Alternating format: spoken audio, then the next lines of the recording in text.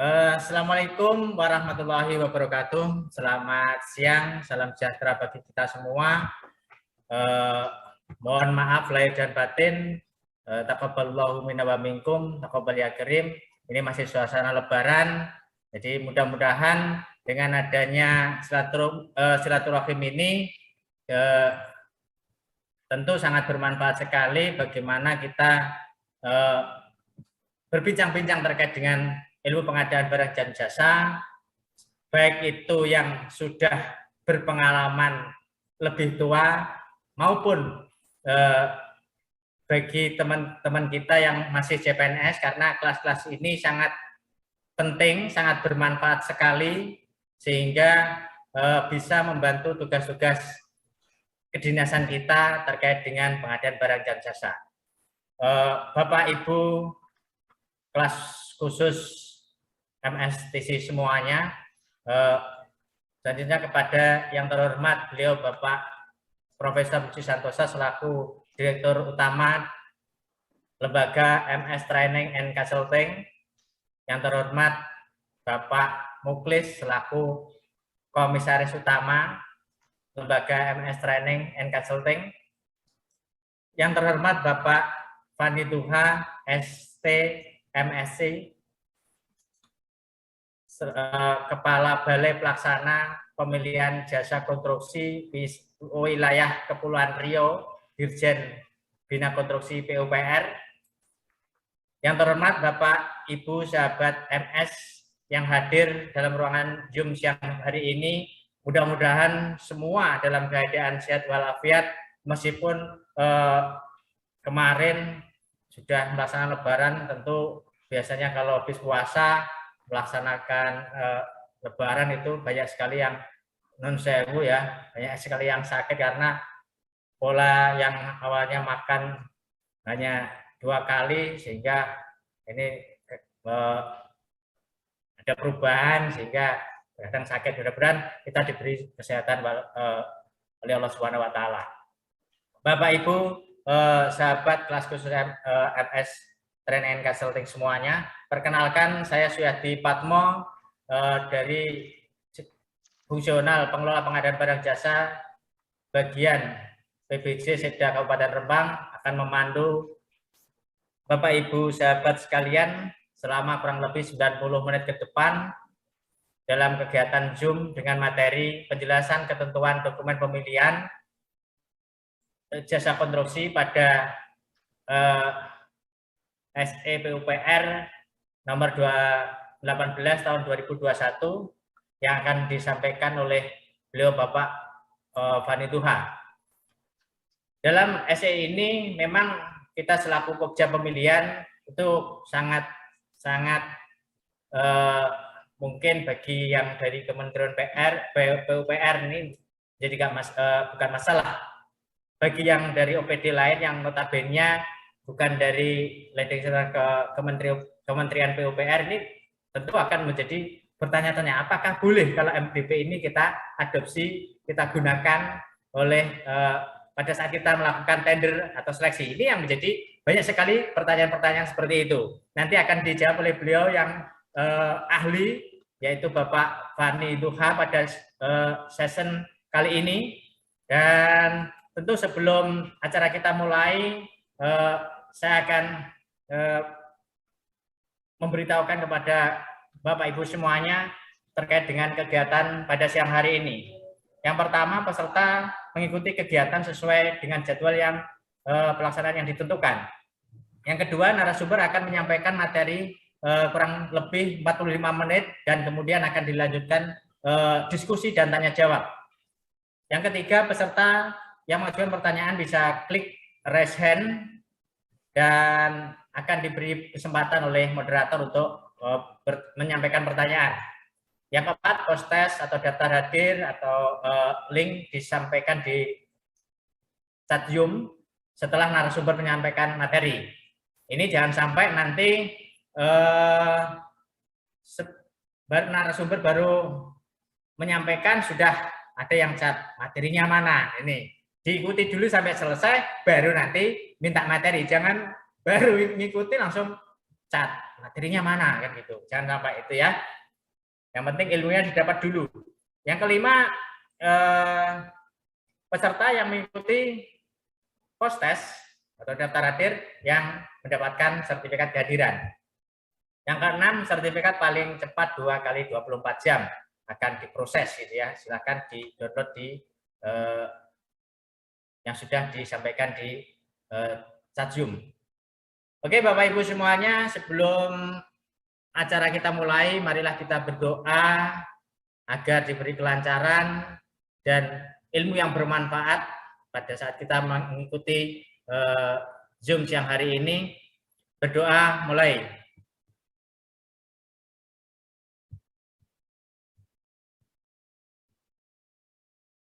Berdoa selesai. Kepada beliau Bapak Fadi Tuha, ST MSc, kami persilahkan untuk menyampaikan materi terkait dengan penjelasan ketentuan dokumen pemilihan jasa konstruksi pada SE Menteri PUPR nomor 18 tahun 2021 dengan durasi waktu 45 menit ke depan. Kami persilahkan. Baik, terima kasih. Bismillahirrahmanirrahim. Assalamualaikum warahmatullahi wabarakatuh. Selamat siang, selamat sore. Mungkin ada yang sudah di wilayah tengah atau timur sudah sore ya Bapak Ibu semua. Selamat siang, selamat sore. Yang terhormat Pak Budi Santosa, terima kasih sudah diberikan kesempatan nih untuk hadir di sini untuk sharing dengan teman-teman semua. Karena biasanya dari pertemuan-pertemuan seperti ini dua arah nih nanti diskusinya. Jadi kami pun bisa mendapat masukan ya dari pengalaman Bapak Ibu semua di lapangan seperti apa, sehingga nantinya regulasi yang disusun terkait dengan PBJ ini bisa kita perbaiki. Karena ya kita yakinlah namanya regulasi ini tidak ada yang sempurna Bapak Ibu semua.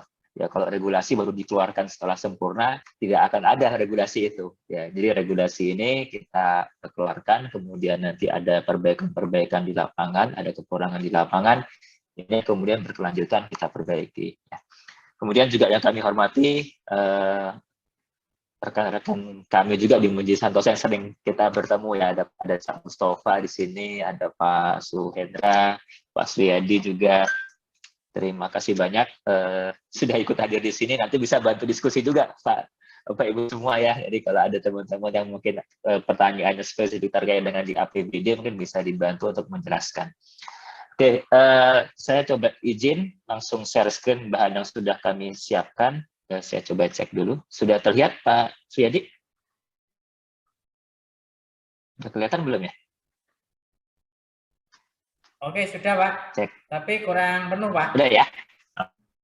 Kurang penuh Pak. Kurang penuh. Ya, ya ini sudah Pak. Sudah. Sampai sudah penuh Pak. Okay. Ya, jadi ya siap. Siap.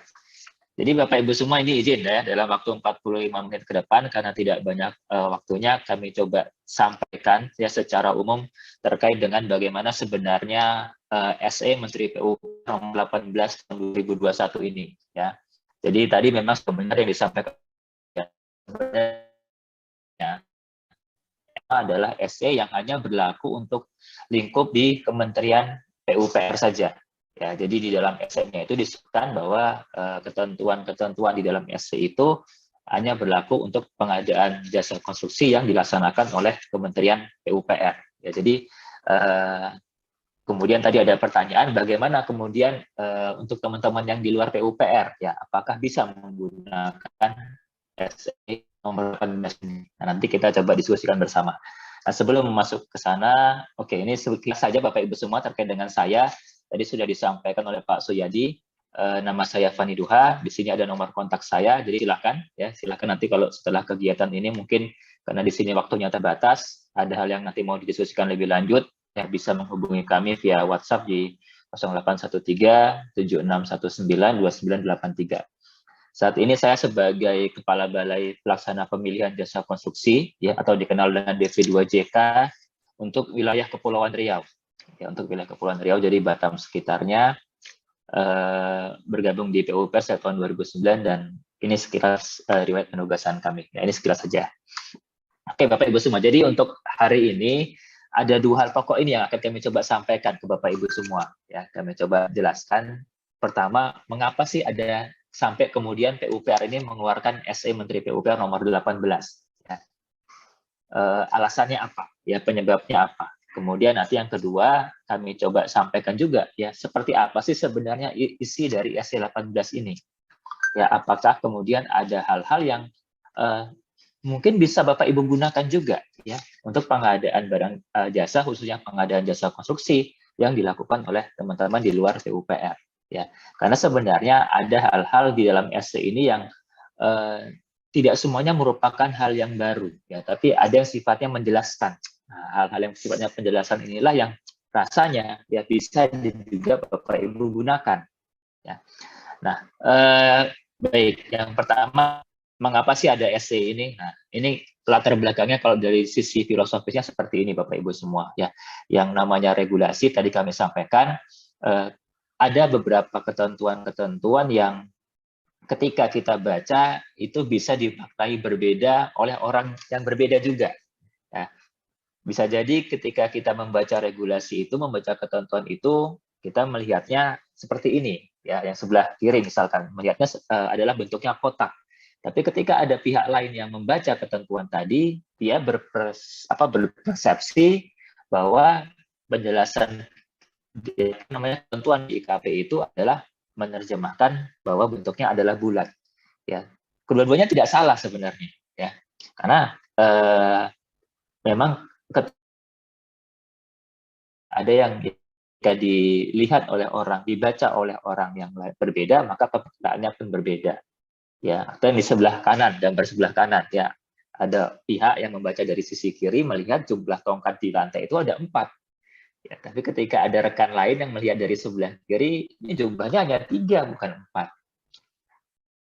Nah, masalahnya di PBJ, terutama dalam proses tender ya, hal ini sebaiknya tidak terjadi. Ya, karena ketika ada perbedaan pemaknaan seperti ini antara Pokja dengan penyedia misalkan berbeda sudut pandang, ya pasti akan menimbulkan apa namanya ya diskusi lah ya, dispute, sengketa. Nanti ada lagi antara Pokja dengan inspektoratnya misalkan. Ya. Kemudian mungkin dengan APH-nya. Karena kan yang namanya PBJ ini kan yang berkepentingan tuh banyak ya. Ada PA, ada KPA, ada PPK, Pokja, penyedia, APH, LSM. Ya. Sehingga penting rasanya ketentuan-ketentuan yang bisa dimaknai berbeda itu disamakan pemahamannya. Ya. Nah, itulah isi dari SE ini Bapak Ibu semua. Jadi SE ini mencoba mendudukkan, kita melihatnya dari sudut pandang yang mana ini. Ya.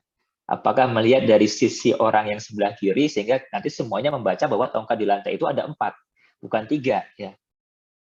Atau kita mengambil dari sisi yang sebelah kanan bahwa semuanya nanti memandangnya bahwa tongkat ini adalah 3. Nah, tujuan dari SE 18 itu seperti itu Bapak Ibu semua. Jadi karena paket di PUPR itu sangat banyak, ada sekitar 5.000-an paket per tahunnya, dan dari data yang kami peroleh itu ada sekitar 20% Bapak Ibu semua, 23% tetapnya yang kemarin pernah ditetapkan sebagai tender gagal, yang umumnya itu karena ada kesalahan-kesalahan dalam proses tender dan seleksi. Ya, entah kesalahan dalam penyusunan dokumen, entah kesalahan dalam melakukan evaluasi, ya, entah kesalahan dalam melaksanakan prosedur pemilihan, yang salah satu sumbernya adalah karena ketidaksamaan tadi ya, ketidaksamaan membaca, memahami, memaknai ketentuan-ketentuan di dalam aturan di pedomannya LKPP-nya atau di MDP-nya LKPP. Nah, berdasarkan dua hal inilah Bapak Ibu semua, kemudian Pak Menteri menugaskan Dirjen Bina Konstruksi, tolong dong dibuat ya semacam pedoman, penjelasan lebih rinci bagaimana memaknai ketentuan-ketentuan di dalam MDP, ketentuan di dalam Perlem 12 misalkan, ya sehingga stakeholder di PUPR itu membacanya sama. Ya, entah dia Pokja, entah dia penyedia, entah dia PA KPA-nya, ya, entah dia inspektoratnya, ketika dihadapkan pada suatu ketentuan, sama semua membacanya ini. Ya, jadi nggak ada dispute-dispute lagi masalah kok beda ini antara satu dengan yang lain cara evaluasinya. Pokja di BP2JK saya di Batam kok beda dengan BP2JK di Papua, misalkan cara evaluasinya. Nah, itu nggak terjadi lagi, karena semua sudah disamakan. Nah, terkait dengan pertanyaan teman-teman tadi, apakah kemudian SE18 ini bisa Bapak Ibu gunakan juga di tempat Bapak Ibu semua? Kalau mencantolkan kepada SE-nya tidak bisa, ya, karena tadi di dalam SE ini kan lingkupnya sudah dibatasi, ya, bahwa SE ini hanya berlaku untuk Kementerian PUPR. Tetapi substansi isinya, nah ini yang ada Bapak Ibu bisa gunakan sebenarnya, ya. Karena SE ini kan sebenarnya bukan peraturan, tapi sifatnya penjelasan, ya, penjelasan atas Perlem LKPP, MDP-nya LKPP. Nah, nanti ada hal-hal yang tanpa SE pun Bapak Ibu sebenarnya bisa sesuaikan. Ya, kenapa? Karena di aturannya LKPP sendiri kan menyatakan mereka menyiapkan model dokumen pemilihan, ya, model bukan standar. Kalau dulu kan ada aturan yang lama adalah standar. Namanya standar itu kan sudah terstandar, tidak bisa kita modifikasi. Yang bisa kita lakukan adalah hanya melengkapi, mengisi ketentuan-ketentuan yang memang diminta diisi. Ya, misalkan di LDP diminta diisi besaran jaminan penawarannya berapa, ya, persyaratan peralatannya apa. Tapi ketentuan di IKP-nya tidak bisa kita ubah karena sudah terstandar. Tetapi dengan aturan yang sekarang kan LKPP menggunakan diksi model, ya. Artinya ada hal-hal yang bisa kita sesuaikan. Bahkan di dalam MDP-nya itu sendiri, di dalam IKP itu disebutkan, ya, bahwa MDP ini dapat disesuaikan oleh Pokja sepanjang tidak bertentangan dengan ketentuan peraturan perundangan. Jadi yang sifatnya memperjelas itu bisa kita lakukan, ya, tanpa tanpa melanggar ketentuan di dalam KPP sendiri. Jadi kemudian kenapa Pak Menteri, pertanyaan kan kalau memang bisa diubah-ubah oleh Pokja, kenapa kemudian Menteri kami mengeluarkan SC? Nah, ini untuk keseragaman aja, ya, karena Pokja di PUPR itu kan dari barat ke timur kan, ya, dari Aceh sampai Papua masing-masing kan ada banyak jumlahnya, ya. Jadi untuk keseragaman penyusunan dokumen, pelaksanaan evaluasi Pokja antara Aceh sampai Papua, ya, harus diseragamkan. Dengan cara menyeragamkan yang paling mudah adalah kita membuat sebuah pedoman umum, ya, untuk teman-teman BP2JK di kami, sehingga dibuatlah dalam bentuk SC. Tanpa SC pun sebenarnya bisa, ya, tapi tadi dengan kekhawatiran kalau tanpa ada SC ini bisa jadi BP2JK di Aceh beda nanti dokumen yang memahami penjelasan sosialisasi itu beda dengan teman-teman BP2JK di Papua. Nah, untuk menyeragakan itu kemudian dibuatlah SE 18 ini. Jadi terkait dengan pertanyaan Pak Suyadi tadi, Bapak Ibu semua, terkait dengan SE ini, kalau mencantumkan bahwa kami mengikuti SE 18 itu nggak bisa. Ya, misalkan dalam MDP Bapak Ibu semua kemudian menuliskan bahwa proses evaluasi mengikuti SE 18, ya, itu nggak bisa. Tapi isi dari SE itu ketika Bapak Ibu rasa itu sebuah penjelasan sifatnya, yang kemudian dituangkan di dalam dokumen pemilihan Bapak Ibu semua, itu bisa dilakukan. Ya, karena hanya menjelaskan saja, menyeragamkan cara membacanya. Ya. Contoh-contohnya lah bisa kami perlihatkan. Ya. Nah, ini substansi dari SE 18 Bapak Ibu semua. Ya. Jadi ini di chat ada Pak Mulawarman menanyakan, SE hanya berlaku untuk PUPR. Iya, sekali lagi Pak Mulawarman, ya. Jadi kalau Bapak Ibu baru bergabung, kami sampaikan sekali lagi, kalau SE-nya 18 ini memang hanya berlaku untuk PUPR saja. Tapi tadi kami sampaikan, kan Pokja sebenarnya diberi kewenangan untuk menyesuaikan, mengubah dokumen pemilihan itu sepanjang tidak bertentangan dengan peraturan. Jadi nanti di dalam isi SE ini ada yang Bapak Ibu sebenarnya bisa gunakan, ya, untuk memperjelas dokumen pemilihan yang akan Bapak Ibu susun, ya, sehingga penyedianya paham, ya, kalau nanti ada APH juga bisa sama pemahamannya.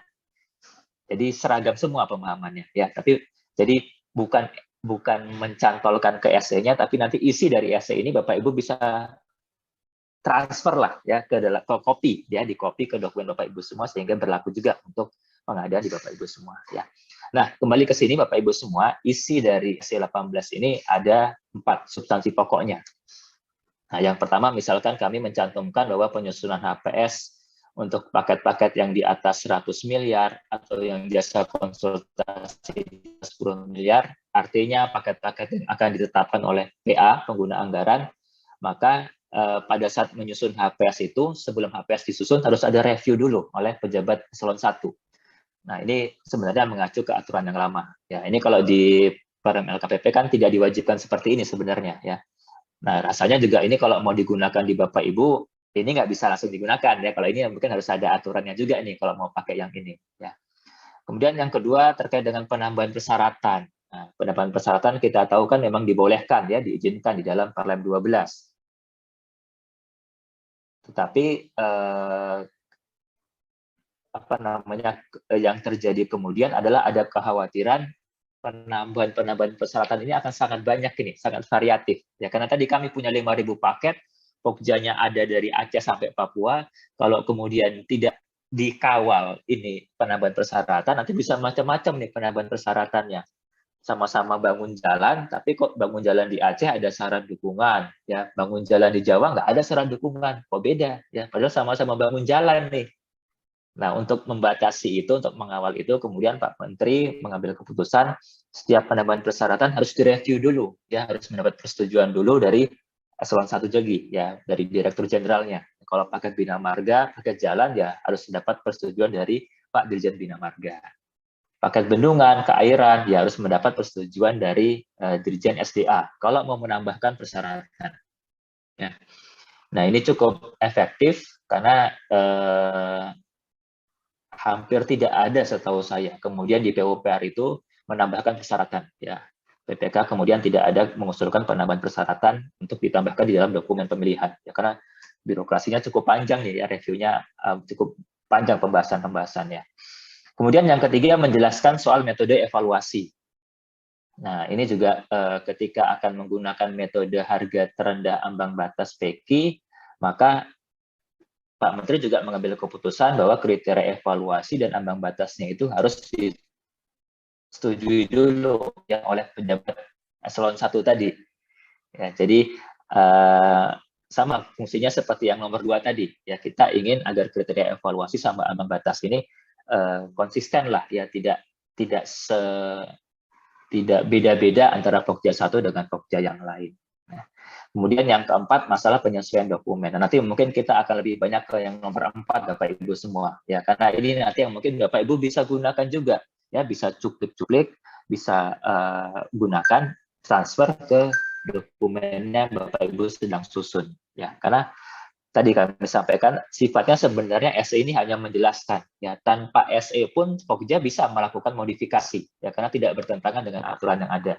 Tapi kenapa kemudian dibuat SE? Karena tadi, ya karena Pokja di PUPR itu kan dari Aceh sampai Papua, ya untuk menyeragamkan, memudahkan menciptakan keseragaman dokumen pemilihannya, maka dibuatlah SE ini. Ya, oke. Nah, ini mungkin sekilas saja Bapak Ibu semua yang perlu kami sampaikan juga karena ketika membaca pedoman, kemudian melihat lampiran MDP yang sudah disiapkan oleh LKPP di Perlem 12, ini mohon maaf kami melihat kok ada yang tidak sinkron nih. Nah, ketika tidak sinkron ini, kalau kita tidak jeli melihatnya, Pokja bisa salah nanti dalam menyusun dokumennya. Yang mana mau dipakai nih? Apakah harga terendah sistem gugur? Apakah menggunakan harga terendah ambang batas? Apakah menggunakan pasca kualifikasi atau menggunakan prakualifikasi? Ya. Karena kalau kita buka lampiran 12, lampiran 12 MDP-nya itu harga terendah sistem gugur pasca kualifikasi, ya. Yang V19, lampiran 5 19 sampai lampiran 5 21. Kemudian ada lagi MDP harga terendah ambang batas pasca kualifikasi. Ya, yang lampiran 5 22 sampai 24. Harga terendah pasca kualifikasi. Baru kemudian setelah itu ada harga terendah ambang batas prakualifikasi. Nah, kalau kita hanya menggunakan melihat isi MDP tadi, maka kita pasti beranggapan, oh boleh nih berarti pakai menggunakan harga terendah ambang batas pasca kualifikasi. Ya, karena ada MDP-nya disiapkan di situ, harga terendah ambang batas pasca kualifikasi. Tapi kalau kita coba buka lampiran 2 dari Perlem 12-nya, ternyata tidak ada Bapak Ibu pilihan itu. Ya, yang ada adalah kalau pekerjaannya tidak kompleks, maka menggunakan pasca kualifikasi. Nah, pasca kualifikasi pasangannya adalah harga terendah sistem gugur, bukan harga terendah ambang batas. Nah, kalau pekerjaannya yang kompleks, maka menggunakan prakualifikasi. Yang prakualifikasi, maka sudah dipastikan menggunakan harga terendah ambang batas. Ya. Jadi, tidak ada kemungkinan untuk menggunakan harga terendah ambang batas pasca kualifikasi. Ya, jadi pekerjaannya tidak kompleks nih. Ya, kemudian Bapak Ibu mau pakai harga terendah sistem harga terendah ambang batas pasca kualifikasi. Ya, kalau kami memahaminya tidak bisa, karena di dalam lampiran 2-nya tidak ada pilihan itu. Meskipun di dalam lampiran 5 ada MDP harga terendah ambang batas pasca kualifikasi. Nah, itu untuk menyeragamkan itu, kemudian dijelaskan di sini bahwa di dalam S18 itu, kalau pekerjaannya tidak kompleks, ini pekerjaan konstruksi ya, yang tidak kompleks, maka menggunakan sistem gugur pasca kualifikasi. Kalau yang kompleks, maka menggunakan harga terendah ambang batas prakualifikasi. Ya. Jadi mudah-mudahan nggak salah nih ya. Kemudian yang nomor 4 tadi yang kami sampaikan ya, kalau menggunakan kriteria evaluasi ambang batas untuk yang menggunakan harga terendah ambang batas, maka harus ditetapkan oleh pejabat pimpinan tinggi media. Kalau ini rasanya kalau Bapak Ibu mau gunakan nggak bisa langsung kalau ini ya, ini mungkin harus ada surat edaran juga dari pemerintah setempat. Tapi kalau yang nomor 2 dan nomor 3 ini ya Bapak Ibu harusnya bisa menggunakan itu, ya bisa memahami seperti itu. Karena ini hanya menjelaskan ketentuan yang sudah ada di dalam lampiran 2. Pedomannya kita sinkronkan dengan lampiran 5 MDP-nya. Ya. Oke. Nah, kemudian masuk ke yang nomor 4 Bapak Ibu semua. Yang tadi kami sampaikan, meskipun SE18 ini bukan untuk di luar PUPR, tapi sebenarnya isi dari SE18 ini ada, nanti Bapak Ibu bisa pilih-pilih untuk dimasukkan juga ya di dalam dokumen pemilihan Bapak Ibu semua, karena sifatnya hanya memperjelas saja, ya bukan mengatur hal yang baru. Oke, yang pertama misalkan contoh Bapak Ibu semua terkait dengan kerjasama operasi. Kerjasama operasi ini, nah di huruf A ini sebenarnya kami mencoba menyeragamkan. Ya sebenarnya surat perjanjian KSO ini merupakan persyaratan kualifikasi atau persyaratan penawaran.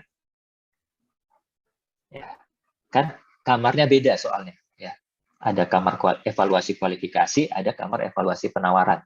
Ya, dan penyedia ketika mereka salah menyampaikan dokumen yang harusnya persyaratan kualifikasi disampaikan penawaran, ya atau sebaliknya persyaratan penawaran mereka menyampaikannya dalam dokumen kualifikasi, kan itu menggugurkan. Ya, sudah ada surat dari LKPP yang ketika salah kamar itu gugur. Nah, kami di sini mencoba menyeragamkan Bapak Ibu semua. Ya, sebenarnya posisi surat perjanjian KSO ini menjadi persyaratan di mana?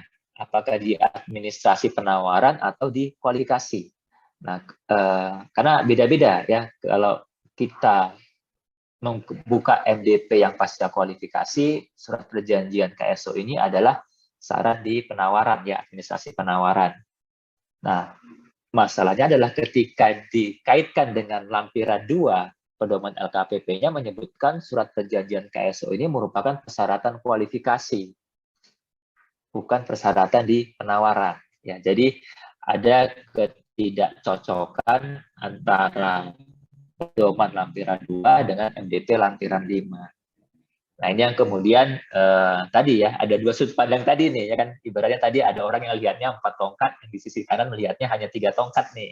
Jadi kita mau pakai yang mana? Pakai yang pedoman atau pakai yang di MDP?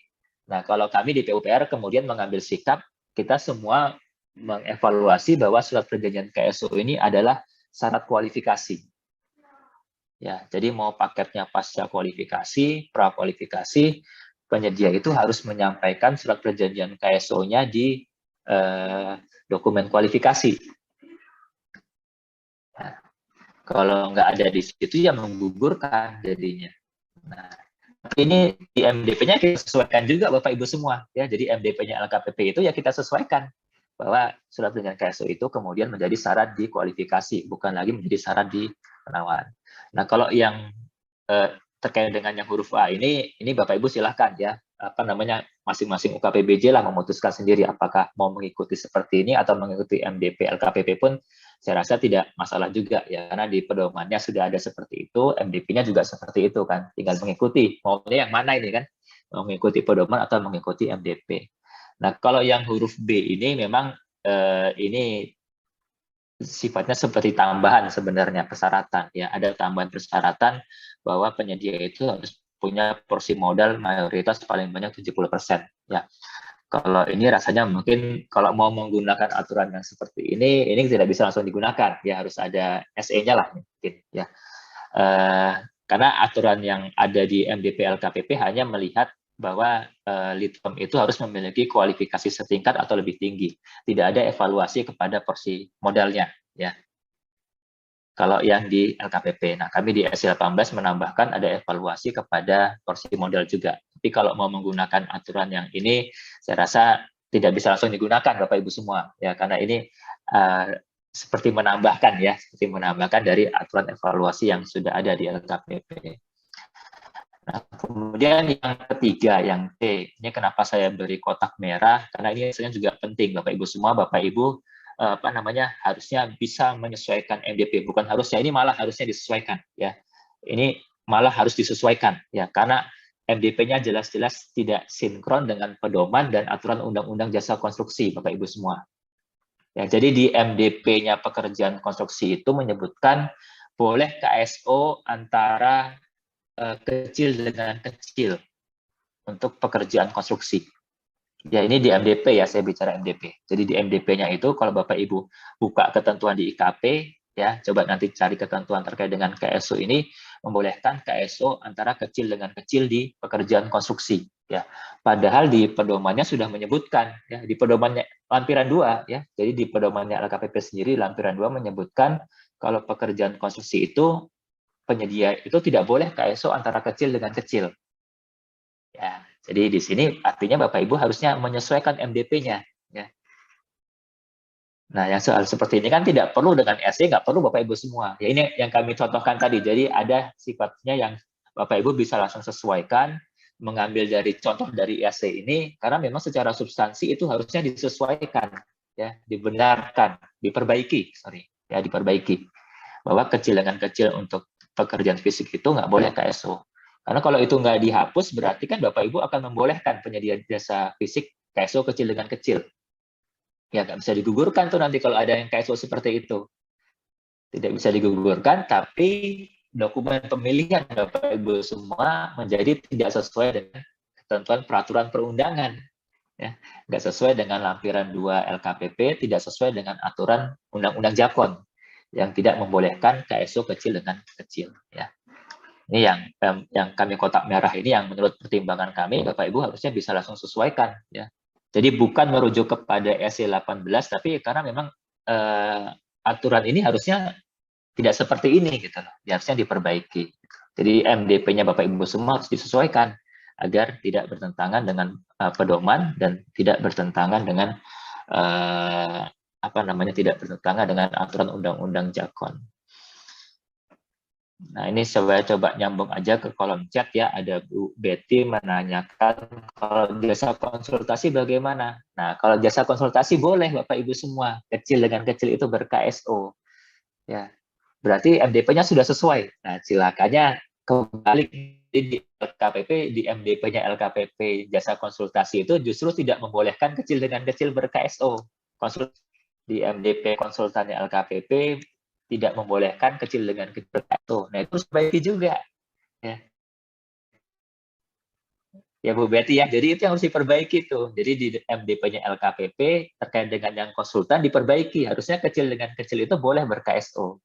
Jadi mungkin teman-teman LKPP ya, karena pada saat itu kan ini ketukar nih posisinya. Ya, ketukar gitu.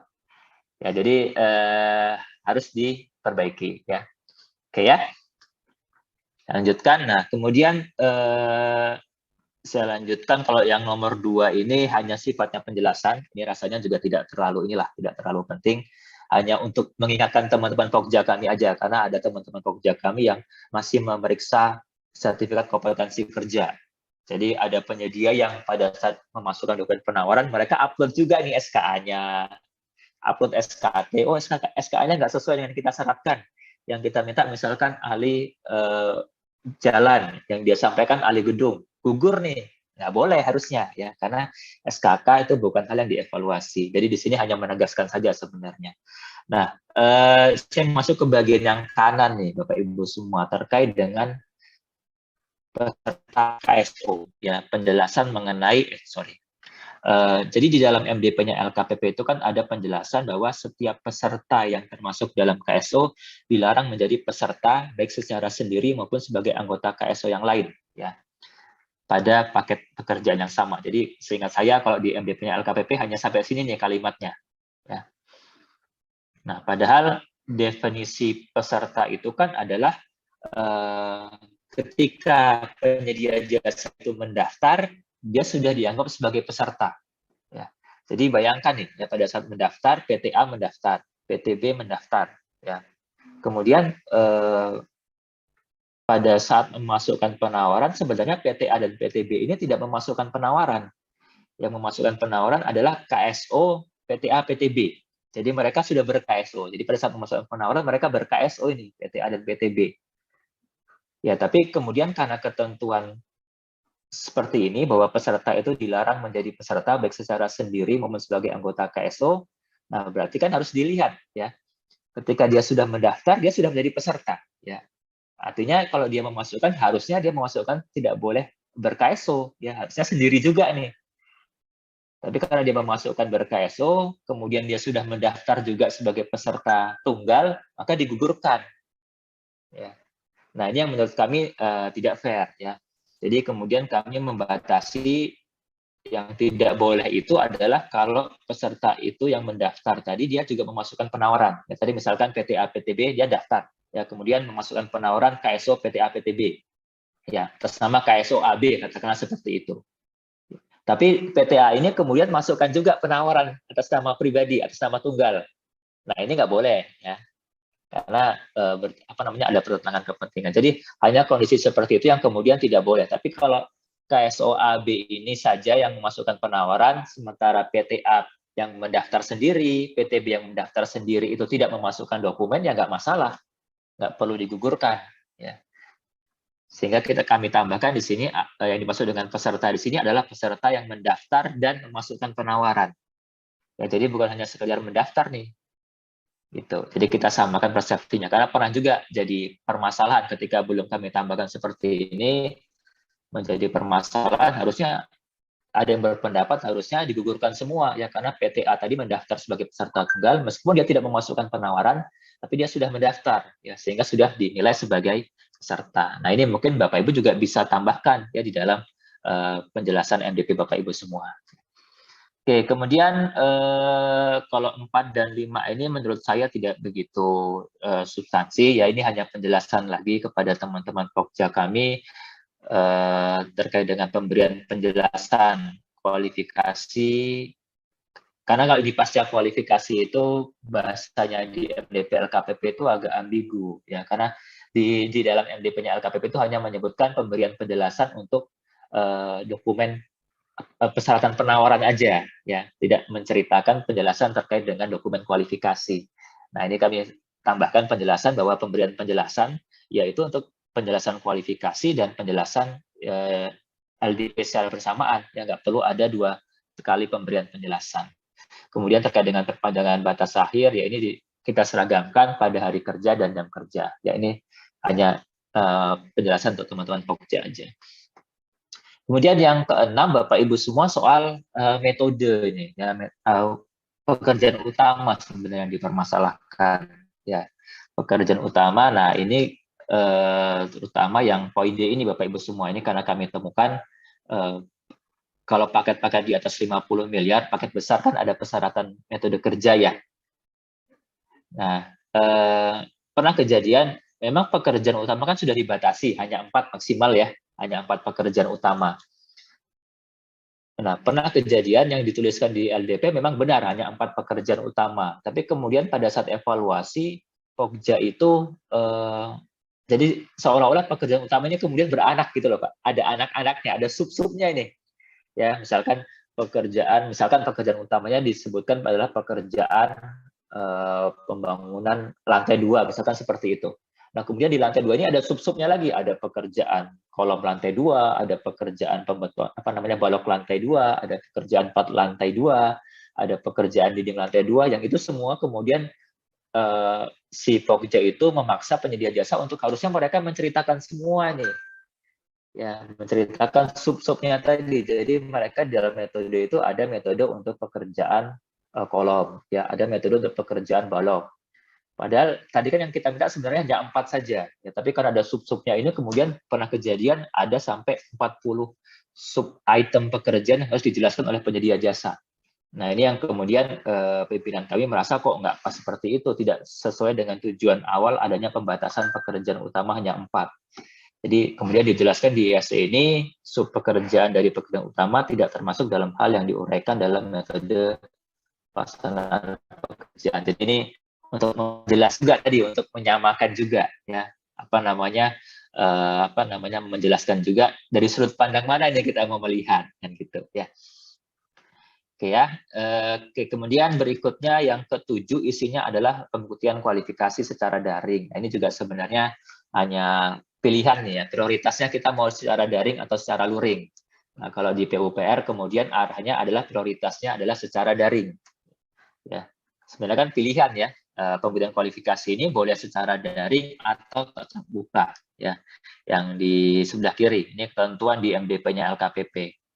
Nah, tapi kemudian ini kita sesuaikan ya dengan SI18 ini, kita mengutamakan secara daring dulu nih ya.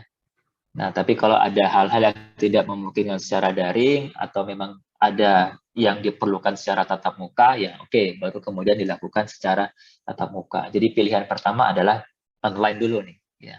Kalau online nggak bisa, atau mungkin ada hal yang diyakini kurang jelas nanti pada saat online, oke, baru kemudian dipilih melakukan secara daring.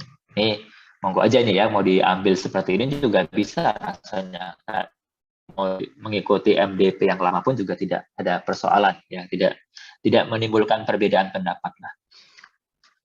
Oke ya, kemudian nah jaminan penawaran. Nah, ini juga banyak pertanyaan Bapak Ibu semua. Jadi yang di sebelah kiri dari layar Bapak Ibu semua yang semula ini adalah ketentuan yang ada di MDP. Nah, ketentuan di MDP ini ada yang mempersepsikan bahwa soft copy ini wajib disampaikan dalam dokumen penawaran ya. Jadi meskipun dia menyampaikan jaminan asli, tapi kalau tidak ada soft copy-nya yang diupload ya nggak bisa dievaluasi. Ya meskipun jaminan aslinya misalkan disampaikan langsung oleh penyedia kepada Pokja, itu sudah diterima oleh Pokja, tapi karena penyedia ini tidak menyampaikan soft copy dalam dokumen yang diupload, digugurkan oleh Pokja. Nggak boleh, harusnya ada soft copy-nya. Ya. Karena di dalam perwa ini kan menyebutkan soft copy jaminan penawaran disampaikan sebagai bagian dari dokumen administrasi. Nah, ini yang kemudian di PUPR melihatnya kok tidak fair juga ini. Penyedia yang sudah menyampaikan asli, ya sudah diterima oleh Pokja, tapi kok malah digugurkan. Ya. Padahal yang soft copy ini pun nanti ada tahapan klarifikasi lagi nih. Ya. Jadi kalau dari sisi kekuatannya kan sebenarnya asli tadi sudah lebih kuat nih posisinya daripada sekedar soft copy. Tapi justru digugurkan ya karena tidak menyampaikan soft copy-nya. Nah, ini yang kemudian kalau kami di PUPR kemudian memodifikasi sedikit kalimat di jaminan penawaran ini menjadi penyedia jasa itu boleh menyampaikan jaminan penawaran dalam bentuk soft copy atau menyampaikan yang asli gitu. Nah, jadi pilihan ya kalau sudah diterima aslinya ya mereka tidak menyampaikan soft copy nggak masalah ya, atau sebaliknya mereka menyampaikan soft copy tanpa asli boleh-boleh saja, tapi nanti ada ketentuan ya harus dilakukan klarifikasi apakah bisa nih jaminan ini dicairkan hanya dengan tadi gitu ya. Oke ya, ini jadi ya ini juga silakan nih ya, apakah mau mencoba meniru yang di PUPR atau tetap seperti yang semula ini, tapi konsekuensinya ya Kalau membacanya berarti kan soft copy ini harus disampaikan sebagai jaminan penawaran, disampaikan sebagai bagian dari dokumen penawaran ya. Oke, kemudian coba kami lanjutkan. Ternyata udah 45 menit ya Pak Syedi. Mungkin sekilas dulu ya. Jaminan ini juga soalnya ini juga Pak Suyadi isi dari essay ini cukup banyak ini. Iya betul. Kalau tidak disampaikan semua nanti takutnya ada yang miss juga ini. Ya. Nah ini yang nomor 9 Bapak Ibu semua soal penerbit jaminan. Ya. Ini juga pernah jadi permasalahan nih. Ya, jadi kalau di dalam MDP-nya LKPP penerbit jaminan itu kan adalah bank umum, asuransi, perusahaan penjaminan, sama satu lagi yang ekspor impor itu ya, ekspor impor. Tidak ada konsorsium, perusahaan asuransi umum, konsorsium perusahaan penjaminan. Sehingga pernah juga kejadian di kami pada saat itu ketika belum keluar essay ini, ketika ada penyedia jasa yang menyampaikan jaminan yang diterbitkan oleh konsorsium perusahaan asuransi, digugurkan oleh Pokja. Alasannya apa ya? Karena itu bukan penerbit yang dibolehkan Pak di MDP. Yang di MDP kan hanya ada bank umum, perusahaan asuransi, perusahaan penjaminan, lembaga ekspor impor. Nah, ini yang menurut kami juga kurang pas sudut pandangnya, karena kan meskipun ini konsorsium, tapi kan dia sebenarnya ada perusahaan asuransi di situ, ya. Jadi perusahaan asuransi 1, perusahaan asuransi 2 bergabung membentuk konsorsium. Jadi kan dia sebenarnya perusahaan asuransi juga. Atau perusahaan penjaminan 1, perusahaan penjaminan 2 berkonsorsium, ya kan sebenarnya sejatinya dia adalah perusahaan penjaminan juga, sehingga harusnya ya dibolehkan juga.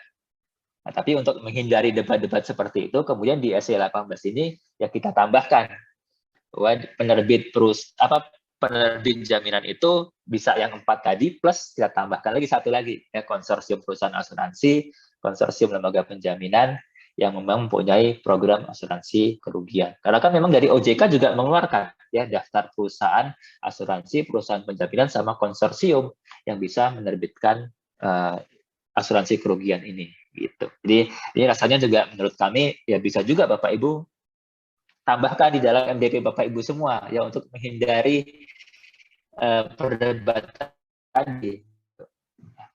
Oke, kemudian ini kalau prakualifikasi. Nah, prakualifikasi mungkin juga untuk teman-teman jasa konsultan nih yang pakai prakualifikasi. Sekarang kan di MDP-nya di dalam pedoman LKPP menyebutkan prakualifikasi ini belum merupakan ajang kompetisi, ya.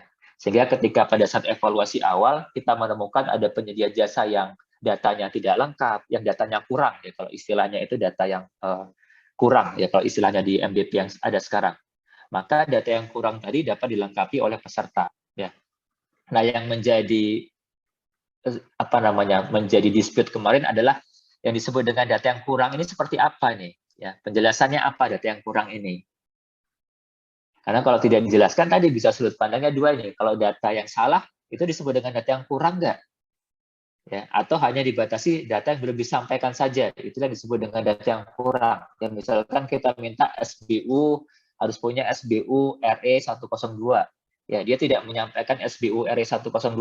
Berarti kurang nih datanya, sehingga bisa kita minta. Tapi kalau penyedianya itu sudah menyampaikan SBU, tapi yang disampaikan adalah misalkan SBU AR 102, berarti gugur nih, ya, karena dia kan tidak kurang sebenarnya, sudah menyampaikan.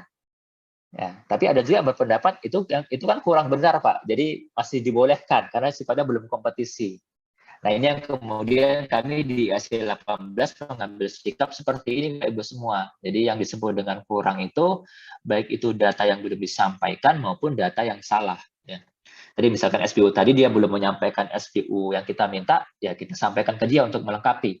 Atau dia sudah menyampaikan SBU tapi SBU-nya kualifikasinya atau klasifikasinya tidak sesuai, ya kita minta juga untuk mereka memperbaiki, menyampaikan SBU yang sesuai dengan yang kita minta. Ya, jadi baik yang kurang maupun yang salah itu kita minta. Ini sudah juga kami tanyakan juga ke teman-teman LKPP, mereka juga sependapat seperti ini. Jadi ini juga mungkin rasanya Bapak Ibu bisa copy juga di MDP Bapak Ibu semua, ya menyesuaikan untuk menjelaskan yang kurang ini apa. Karena kalau nggak dijelaskan, yang kurang ini bisa luas nih pemahamannya ya. Tadi bisa hanya sekedar yang belum disampaikan saja, atau tadi termasuk juga yang disampaikan tapi salah. Ya.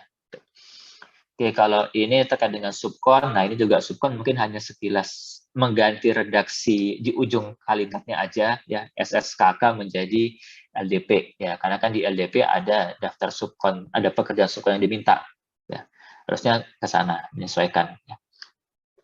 Kemudian pertentangan kepentingan, nah ini pertentangan kepentingan juga kami coba tambahkan nih, ya, karena waktu itu ada masukan dari teman-teman AFIP kami sih, inspektorat kami, karena melihat teman-teman Pokja itu kok sering tidak melakukan evaluasi pertentangan kepentingan, ya, yang dilihat hanya indikasi persekongkolan saja, yang ukurannya kan kesamaan dokumen penawaran, ya, kesamaan kesalahan ketik dan sebagainya hanya di sana, tapi tidak melihat kepada evaluasi pertentangan kepentingan. Nah ini kami tambahkan di MDP, ya. Tolong Pokja itu lihat juga nih, ya, evaluasi pertentangan kepentingan dari aktenya, atau mungkin ada informasi dari PPK atau dari informasi dari pihak lain yang menyatakan antara pemenang sama cadangan ini misalkan, ya, ada pertentangan kepentingan dan sebagainya, ya. Kemudian nomor 13 ini terkait dengan evaluasi peralatan. Nah, kalau kami menegaskan Bapak Ibu semua, ya, menegaskan bahwa tidak dilakukan klarifikasi baik itu fisik dokumen maupun fisik peralatan, ya, karena bahasa di MDP-nya itu kan tidak dilakukan klarifikasi secara fisik. Nah, ini kami beranggapan agak kurang jelas nih. Yang tidak dilakukan klarifikasi ini apakah dokumen-dokumennya atau peralatan fisiknya, fisik alatnya. Ini kemudian kami perjelas itu adalah terhadap fisik dokumen maupun fisik peralatan. Oke, itu kemudian kalau TKDN kami hanya menyesuaikan penjelasan rumusannya Bapak Ibu semua, ya, karena kalau yang di LKPP kami melihatnya mungkin pada saat menyusun MDP ini salah mengcopy nih, ya, karena menggunakan TKDN komponen barang nih, ya, bukan untuk pekerjaan konstruksi. Kemudian terkait dengan persyaratan pengalaman kualifikasi usaha kecil. Nah, ini juga mungkin Bapak Ibu harusnya bisa sesuai, ya. Kenapa? Karena antara MDP sama pedomannya nggak sama nih, ya. Jadi untuk paket-paket yang ini paket konstruksi, ya, paket konstruksi yang nilainya di atas 2,5 miliar sampai dengan 15 miliar, tentunya untuk usaha kecil, itu kan ada persyaratan harus punya satu pengalaman 4 tahun terakhir, ya. Tapi untuk yang kurang dari 3 tahun itu harus punya satu pengalaman pada bidang yang sama. Ya, pengertian bidang yang sama ini kemudian menimbulkan pemahaman yang beda-beda ini Bapak Ibu semua waktu itu, ya. Bidang yang sama ini apakah artinya sama bidangnya dengan pekerjaan yang ditenderkan? Ya, misalkan sekarang sedang tender bangunan gedung sekolah, berarti penyedia yang kurang dari 3 tahun ini harus punya pengalaman bangun gedung sekolah. Kalau nggak punya, nggak bisa berarti. Sedangkan yang penyedia yang usianya lebih dari 3 tahun, itu dibolehkan punya pengalaman pekerjaan konstruksi apapun, yang nggak harus sejenis. Jadi, kok agak nggak ini nih, tadi nggak fair nih, yang penyedia yang baru berdiri kurang dari 3 tahun sudah disyaratkan sangat spesifik, harus punya pengalaman bidang yang sama, tapi yang di luar 3 tahun, yang 4 tahun ke atas, dia pengalaman yang diminta itu boleh pengalaman konstruksi apapun, ya, nggak harus bangun gedung sekolah, mau dia bangun jalan bisa, bangun bendungan bisa. Nah, untuk itu kemudian kami di PUPR menyeragamkan itu Bapak Ibu semua. Jadi untuk yang kurang dari 3 tahun pun pengalaman yang diminta cukup pengalaman pekerjaan konstruksi, ya, tidak harus yang sejenis nih, ya, tidak harus yang bidang yang sama gitulah. Jadi kami memaknai bidang yang sama ini adalah pekerjaan konstruksi yang sama, ya. Pengertian bidang itu kami mengartikan itu adalah sebuah pekerjaan konstruksi. Nah, ini mungkin juga silakan nih, ya, pilihan sih sebenarnya Bapak Ibu semua. Oke, kemudian saya mohon maaf nggak buka chat dulu ya, nanti takutnya malah nggak selesai yang ininya nih. Nanti biar ada sesi diskusi aja. Mungkin dikit lagi lah. Ini harga penawaran yang sama. Nah, ini juga Bapak Ibu semua, rasanya juga mungkin perlu ditambahkan juga nih, ya, terkait dengan ketentuan ketika ada lebih dari satu peserta yang menawarkan harga yang sama, Bapak Ibu semua. Ya. Kan ada tren ya, penyedia jasa itu semua menawar pas di 80% HPS. Karena kalau mereka menawar di bawah itu, nanti dilakukan EKH. Ya. Jadi ada 1, 2, 3, 4, 5 yang semua angkanya sama persis nih. Misalkan nilai paketnya 10 miliar, bulat. Nah, semua penyedia jasa itu nomornya di 8 miliar, 8 miliar, 8 miliar, 1 sampai 5. Ya sebenarnya kan di LKPP sudah ada ketentuan yang melihatnya kalau kejadian seperti itu maka dilihat dari mananya, dari yang punya pengalaman sejenis lebih besar. Jadi dari 5 tadi misalkan bisa kita urutkan nih ya, atau misalkan nih lah, kalau bisa kita urutkan sih nggak masalah ya, apa namanya kita bisa dapatkan pemenangnya. Tapi kadang-kadang kan si penyedia jasa ini nggak punya pengalaman juga nih ya, karena kecil misalkan tadi paketnya sama sekali belum punya pengalaman. Nah, kita kan tidak bisa menggunakan ketentuan yang huruf A ini yang di sebelah kiri. Karena semuanya sama ini, ya masih nol semua pengalamannya. Terus gimana kita menentukan urutan pemenangnya? Berdasarkan apa?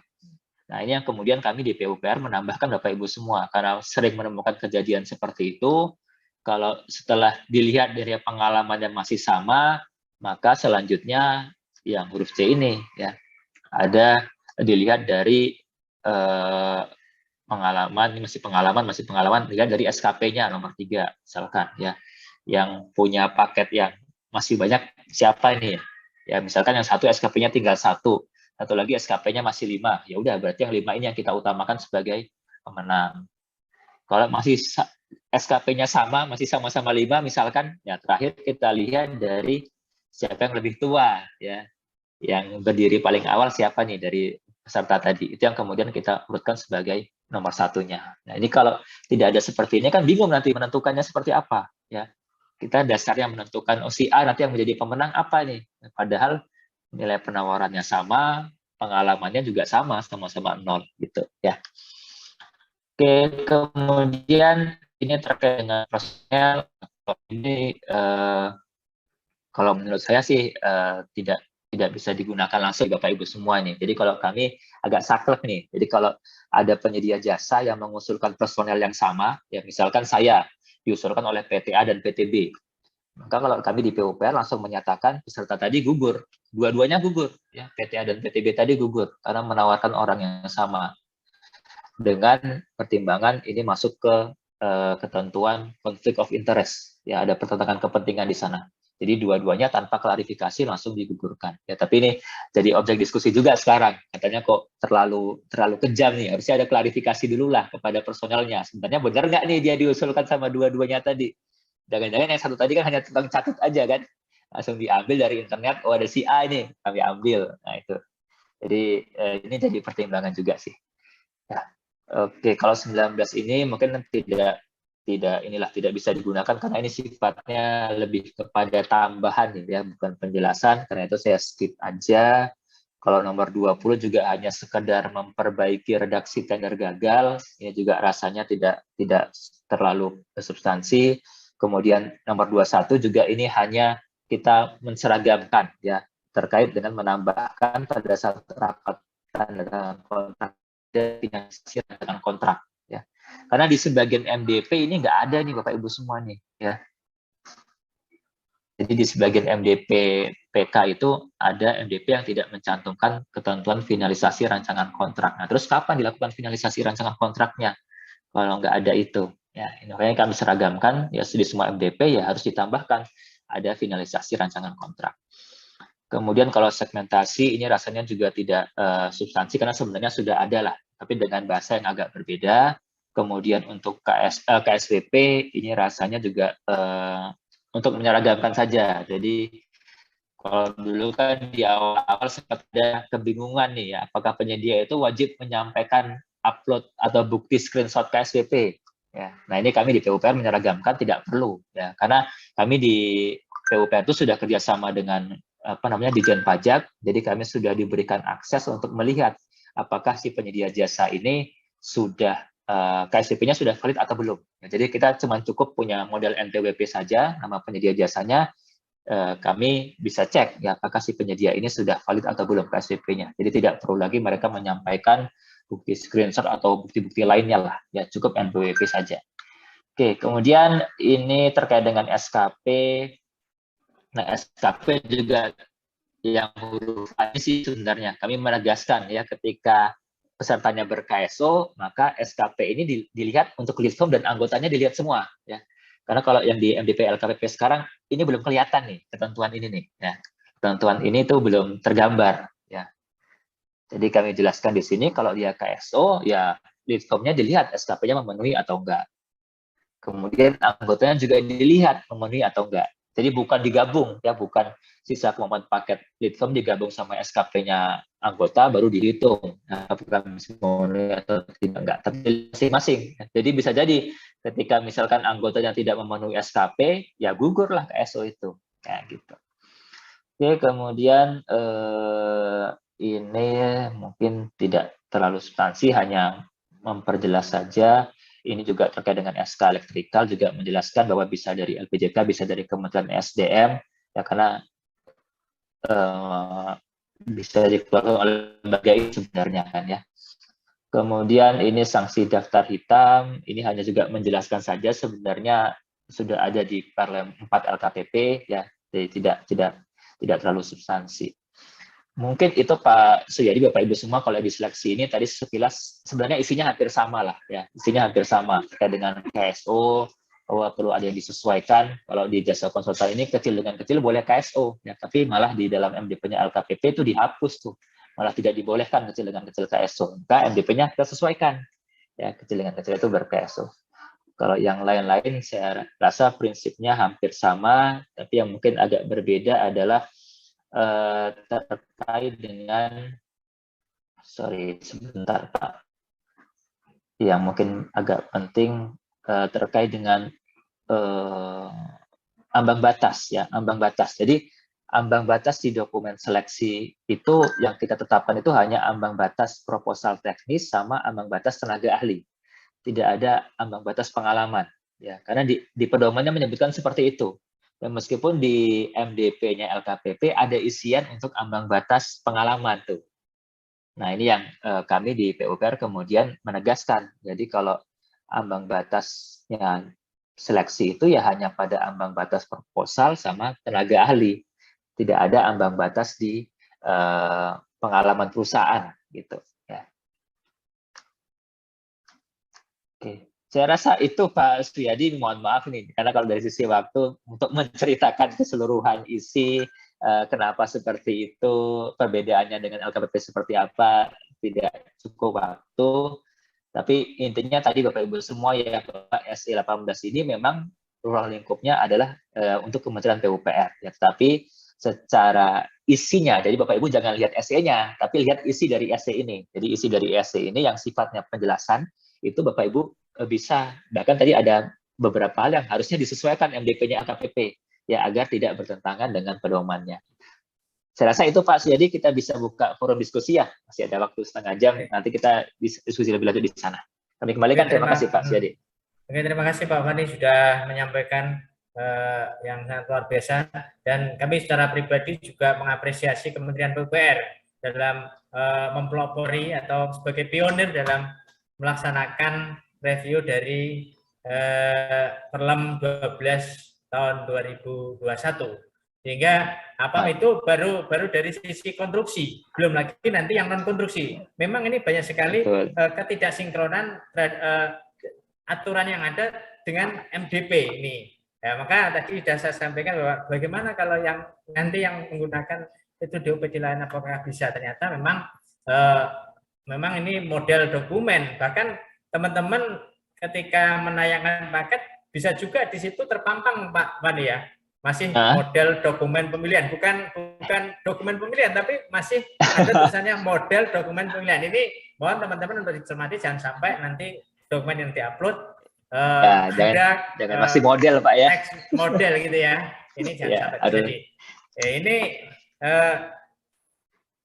ada Cak Mus yang sudah lama menunggu dari awal Pak Fani naik on gitu ya, ini sudah angkat tangan karena memang dari prinsip beliau bahwa ini pokja pemilihan, bukan pokja pengguguran atau aborsi gitu ya. Ini jangan sedikit-sedikit digugurkan. Kok digugurkan cuma sedikit kan gitu Cak Mus ya. Monggo Cak Mus, kalau mungkin barangkali mau menyampaikan hal-hal yang sekiranya substansi dan memang perlu didiskusikan pada sore hari ini, kami persilakan Cak Mus. Siap. Terdengar suara saya Mas? Wah, jos. Dengar Pak, jelas Pak. Yang nggak jelas orang suaranya. Baik, terima kasih Mas. Sampai lalu Mas Suyadi, makasih Mas Fani juga, sehat Mas. Alhamdulillah Pak Cak Mustafa ya. Modelnya segeri mesti sehat. Sehat uangnya, sehat dompetnya maksudnya. Amin. Siap. Mas Fani, ini kami di daerah itu terdapat perbedaan sih ya.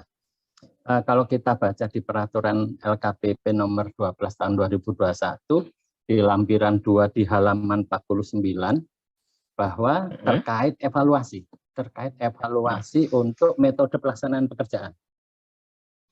Klausulnya seperti ini di halaman 49 Perlem LKPP lampiran 2, evaluasi metode pelaksanaan pekerjaan utama dilakukan dengan ketentuan A. Peserta menyampaikan metode pelaksanaan dari seluruh pekerjaan utama. Dari seluruh pekerjaan utama.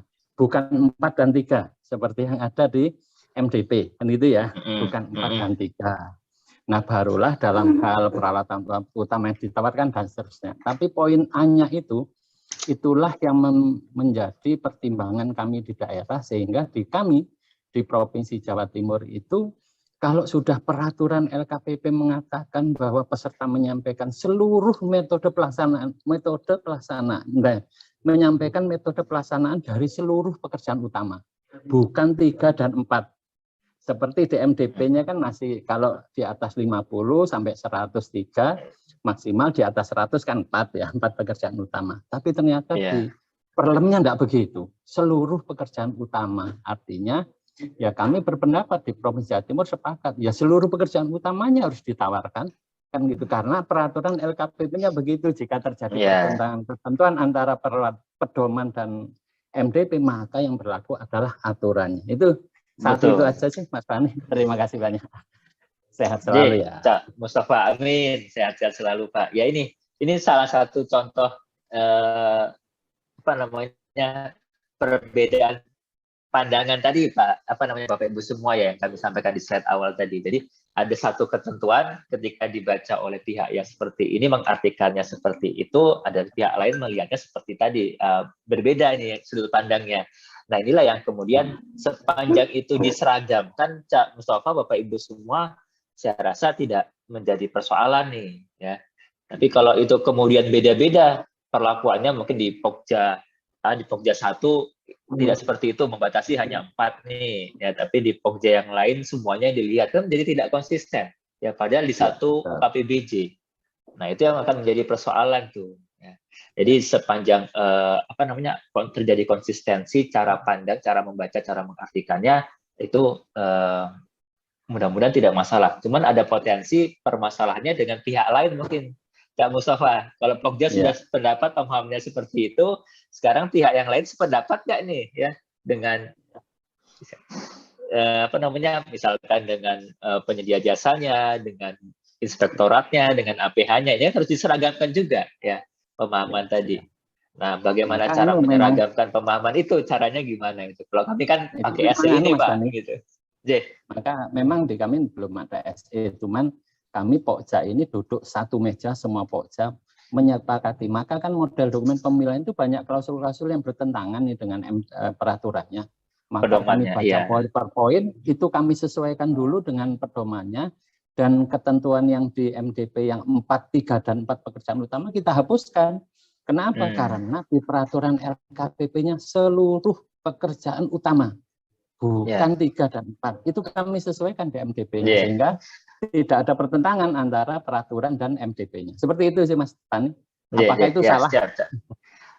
Ya tadi kalau kita bicara salah benar sih, saya juga nggak bisa bilang salah benar Pak. Karena tadi kan bisa sudut pandang yang berbeda nih. Yang ketika di sudut kiri orang melihatnya 4 tongkat, tapi kalau dia berdiri di sisi kanan dia melihatnya kan 3 tongkat di bawah Pak Cak Mustafa ya. Sama seperti halnya terkait dengan pekerjaan utama ini. Nah, kalau kami di PUPR, Bapak Ibu semua melihatnya adalah yang diminta di pedoman kan adalah pekerjaan utama ya. Nah, pekerjaan utama ini yang mana? Nah, kalau kami di PUPR-nya memaknai pekerjaan utama ini ya hanya 4 itu saja. Yang lain-lainnya itu bukan pekerjaan utama.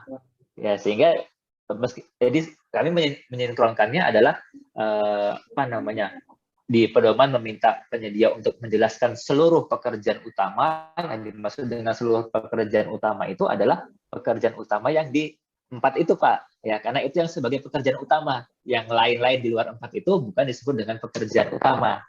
Nah, kami memandangnya seperti itu, Cak. Kan? Ya, siap. Jadi agak itu tadi ya, satu ketentuan ketika membacanya dari sudut pandang yang berbeda ya bisa berbeda pemahamannya. Cuman yang perlu tadi mungkin yang ke pihak-pihak lainnya juga perlu disosialisasikan, Cak Mustafa, kepada tadi ya, penyediaan juga jangan sampai salah tangkap nih bahwa yang dimaksud adalah pekerjaan utamanya seperti apa, apakah hanya 4 itu atau yang dimaksud dengan tim teman-teman dari Jawa Timur tadi gitu. Oke, siap, terima kasih. Yang penting bukan salah dan benar, tapi harus disepakati bersama satu KPBC. Ya, gitu ya, Pak. seragaman, betul. Yeah. Karena memang ya itulah MTP kita. Terima kasih Mas Fani, sehat selalu. Amin. Sepakat sedompet Pak Cak Mus. Yang penting dompet Nah, iya, sepakat dan ada cantolannya lah. Tadi kan Pak Cak Mustafa kan menyampaikan mengikuti pedomannya kan ya. Pedomannya bunyinya seluruh, bukan 3 dan 4 masalahnya. Ya, oke. Terima kasih Mas Fani. Terima kasih Mas atas masukan. Ini kemudian ada Pak Farid Ma'ruf. Ini sudah lama dari tadi ya. Monggo Pak Farid untuk menyampaikan ke Pak Fani.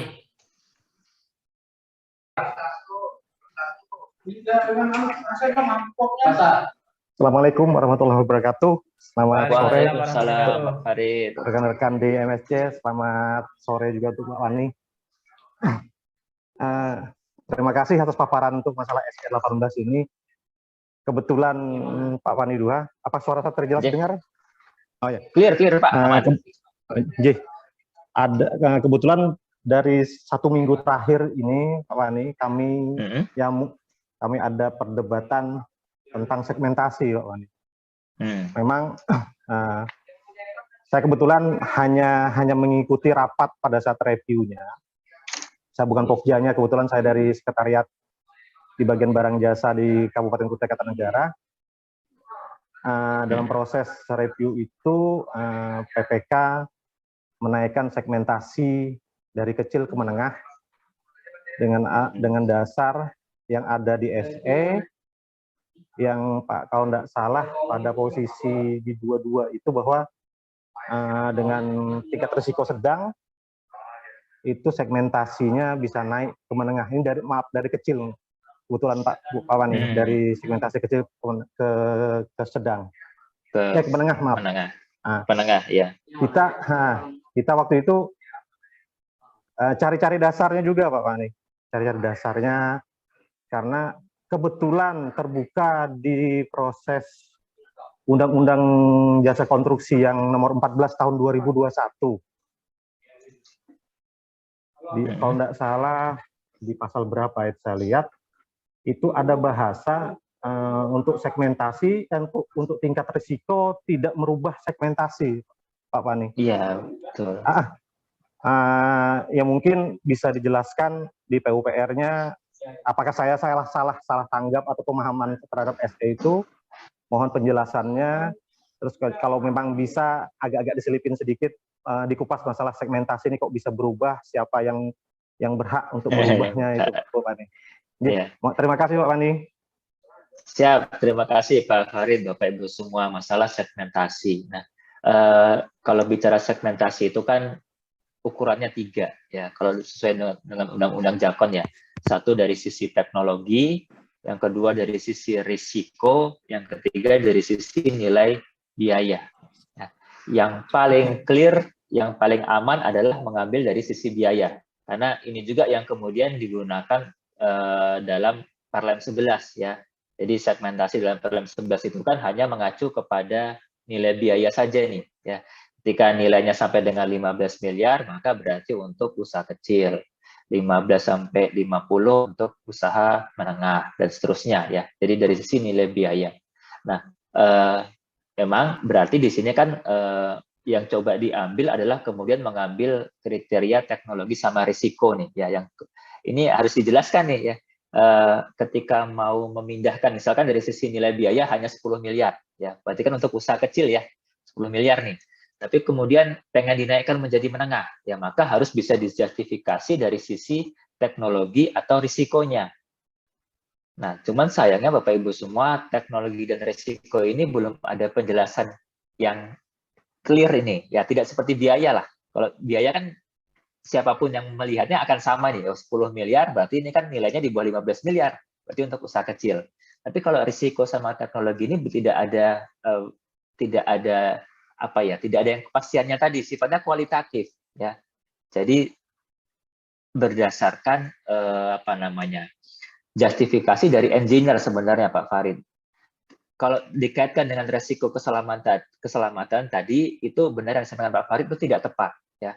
Karena risiko untuk segmentasi itu tidak sama dengan risiko keselamatan konstruksi. Ya, makanya di dalam Permen 1 2002 sudah disebutkan bahwa risiko keselamatan itu tidak untuk menentukan segmentasi. Jadi meskipun risiko keselamatan konstruksinya sedang, ya tidak lantas kemudian segmentasinya kita naikkan menjadi menengah.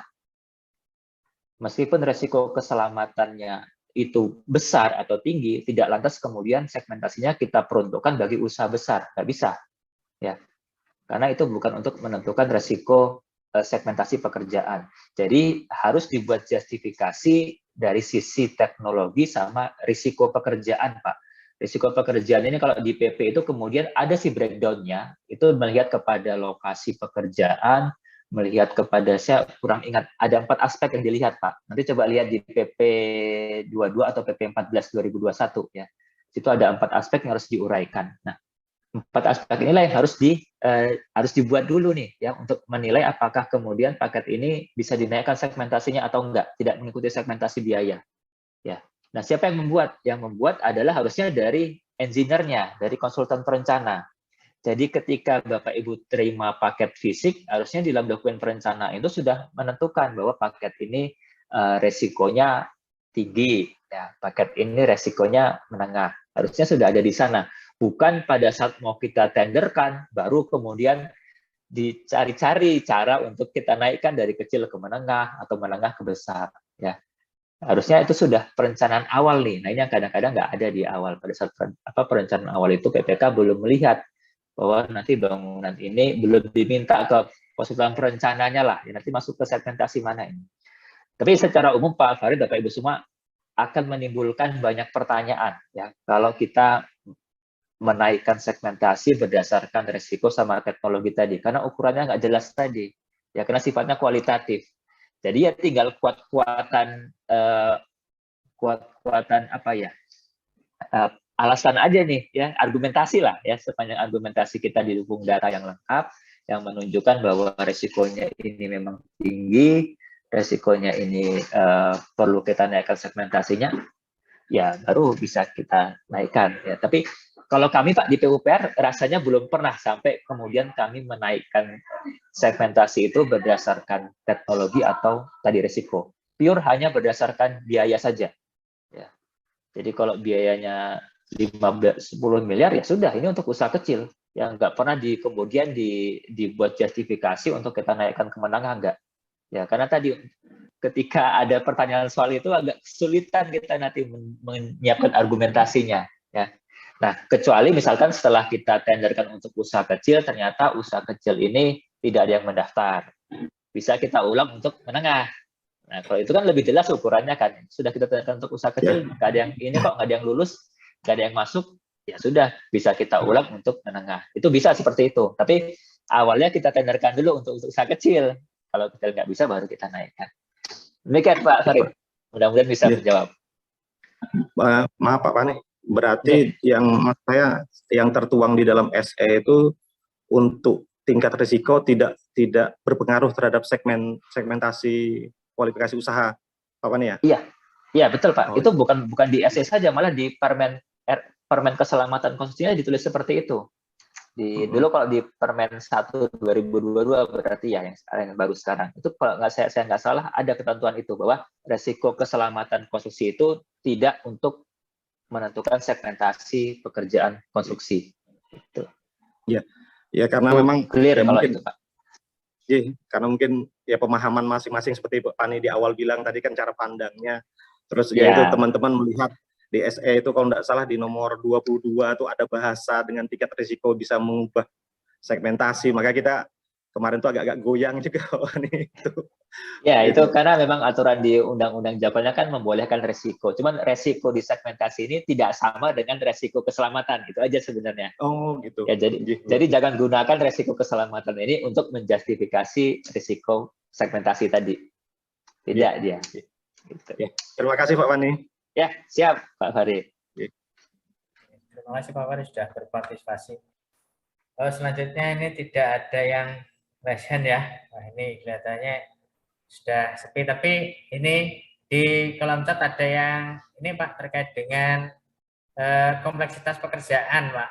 Apa sih yang ini ada yang terkait dengan tadi sebenarnya sudah disampaikan Pak Fani ini terkait dengan teknologi, risiko dan biaya. Ya, ini sebenarnya bisa mengakomodir di sini. Tapi kelihatannya kurang puas kalau mungkin belum dijawab oleh Pak Fani sendiri. Wah, ini biasanya orang kan kemantapannya seperti itu. Iya, siap. Jadi tadi Bapak Ibu semua ya, saya pribadi juga kesulitan kalau harus menjabarkan yang dimaksud dengan risiko, mengukur resiko untuk segmentasi itu seperti apa. Ya, teknologi yang cocok untuk segmentasi menengah, teknologi seperti ini yang masuk ke segmentasi besar, itu karena tidak ada penjelasan lebih lanjutnya di aturan PP maupun di Undang-Undang Jakon. Ya. Jadi yang paling aman ya, paling aman kalau segmentasi ya dari biaya saja, ya jangan kita kemudian mencari kajian, mencari jalan, bermanuver, mencari-cari lah untuk ini kita naikkan ke menengah atau tinggi. Sama seperti halnya, saya nyambung aja ya di kolom chat Pak, ada pertanyaan dari Pak Rian Hidayat terkait dengan pekerjaan kompleks. Nah ini agak mirip nih dengan penentuan segmentasi, sama-sama nggak jelas juga ini, ya. Jadi kalau pekerjaan kompleks itu kan kriterianya 4 ya, risikonya tinggi, teknologinya tinggi, peralatannya khusus, sama satu lagi sulit didefinisikan bagaimana cara pengadaannya. Nah ini kan juga nggak jelas nih, ya disebut dengan risiko tinggi itu seperti apa, ya teknologi tinggi itu seperti apa, peralatan khusus itu seperti apa, ya ini juga tidak jelas ya ukurannya seperti apa. Apakah misalkan ketika menggunakan tower crane berarti ini adalah teknologi tinggi sehingga kita lakukan dengan cara pekerjaan kompleks dengan prakualifikasi. Apakah seperti itu? Ya. Kalau kami di PUPR rasanya 99% itu semuanya ditenderkan dengan cara pasca kualifikasi. Artinya pekerjaannya tidak kompleks. Ya. 5.000 paket tadi rasanya 99% itu pekerjaan yang tidak kompleks ditenderkannya. Meskipun nilainya besar-besar ya, ada yang 100 miliar, 200 miliar. Biasanya yang pekerjaan kompleks ini hanya pekerjaan-pekerjaan bendungan ya. Kalau yang bangun jalan, jembatan, flyover, ya bangun gedung, rusun mau 10 lantai sekalipun, kalau di kami itu masuk ke pekerjaan tidak kompleks. Ya, meskipun tadi ada tower crane di sana, ada peralatan apalah yang berat-berat, itu tetap kemudian kami kategorikan itu pekerjaan yang tidak kompleks ya. Untuk menghindari, itu tadi kita kan menghindari ada nanti di akhir ditanyakan sama auditor, sama inspektor, ini kenapa kompleks nih ya, alasannya apa, argumentasinya bagaimana. Kesulitan di sana nantinya. Jadi baik menentukan segmentasi dari sisi resiko sama teknologi, kemudian menentukan pekerjaan kompleks, ini tidak ada penjelasan lebih lanjutnya Bapak Ibu semua. Jadi ya pintar-pintar, kalau memang mau ya, mau menggunakan sebagai pekerjaan kompleks atau mau naikkan segmentasi, ya tinggal pintar-pintar tim engineer-nya menyiapkan kajian-kajian yang menunjukkan bahwa pekerjaan ini resikonya tinggi, ya, peralatannya khusus dan sebagainya. Mungkin itu Pak Siyadi. Oh, Pak Yadinya lagi telepon nih.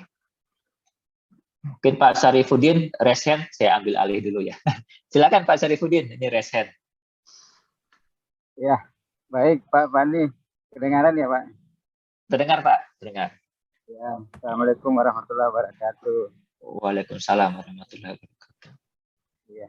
Saya izin langsung saja ini Pak. Oke. Ya. Yang pertama itu masih ada beberapa yang melakukan tender itu mensyaratkan harus memiliki IUJK Pak. Sementara mungkin masih ada beberapa peserta mungkin yang memiliki IUJK, tapi kan ada juga yang sudah tidak memiliki sudah IUJK, NIB ya. Pak. Ya, sudah NIB. Nah, terus kemudian terkendala dengan ternyata itu di OSS yang di UMKU itu kalau kita mau mengajukan sertifikat standar itu tidak bisa terbit Pak kalau masih menggunakan SPU lama. Dia bisa SKK-nya bisa terbit kalau SPU-nya itu SPU yang diterbitkan oleh OSS juga. Sementara untuk ikut tender yang menengah dan besar itu kan harus SBU, NIB, dan SKK Pak. Ya. Nah itu persyaratannya. Kecuali yang kecil cuman SBU dan NIB saja. Ya. Nah, ini mungkin bisa dikasih pencerahan Pak Fani ya. Makasih Pak. Assalamualaikum warahmatullahi wabarakatuh. Oke, siap Pak Sarifuddin. Terima kasih Pak diskusinya. Ini terkait dengan IUJK. Nah, ini juga Bapak Ibu semua, kalau kami di SC18 kemudian juga ini menjadi salah satu yang menjadi dijelaskan nih ya. Jadi yang Pokja syaratkan itu sebenarnya kan bukan IUJK, bukan NIB. Tapi yang disyaratkan adalah perizinan berusaha. Ya. Nah, perizinan berusaha ini bisa dipenuhi dengan IUJK yang masih berlaku atau NIB dan sertifikat standar. Ya. Jadi bisa dua itu, ya. Bisa dalam bentuk IUJK, yang kedua bisa dalam bentuk NIB dan sertifikat standar. Yang kita syaratkan adalah perizinan berusaha. Jadi kita bukan mensyaratkan IUJK, bukan mensyaratkan NIB. Ya, tapi yang kita syaratkan adalah penyedia jasa harus memiliki perizinan berusaha. Nah, itu Pak Sarifuddin yang mungkin perlu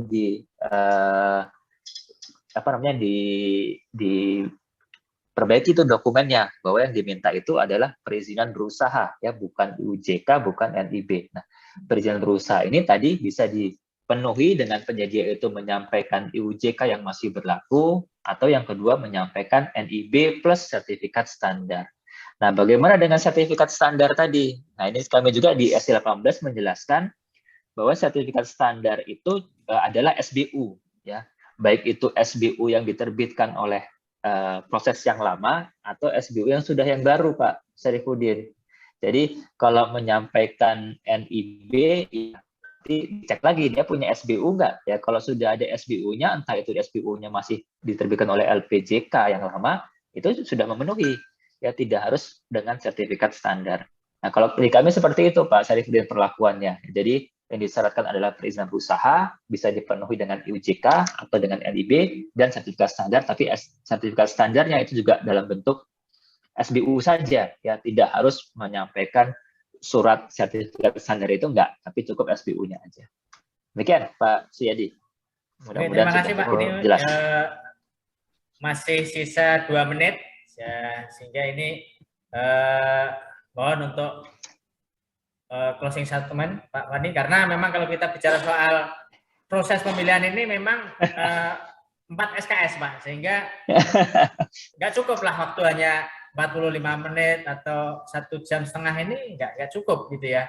Tapi memang ini sangat banyak permasalahan, belum lagi nanti ada daerah yang terkait dengan jaminan penawaran mintanya harus bank umum, bank daerah, ini kalau ya, itu ditolak, nah itu kan banyak sekali. Belum lagi nanti berbicara syarat peralatan utama, kita mensyaratkan peralatan utama, namun di dalam AHSP RAP-nya itu ternyata tidak disyaratkan peralatan utama yang tersebut, sehingga nanti akan berpengaruh memang, kalau memang CI kan pengaruh di harga sewa di situ. Banyak sekali permasalahan-permasalahan terkait dengan proses pemilihan ini. Maka kalau dikasih waktu 1,5, saya yakin juga tidak cukup. Maka mungkin bisa disambung di lain hari, bisa langsung chat ke Pak Wani, karena ini waktunya sudah di batas akhir, maka saya minta Pak Wani untuk closing statement dengan materi hari ini. Oke, langsung closing aja Pak ya. Ya, siap.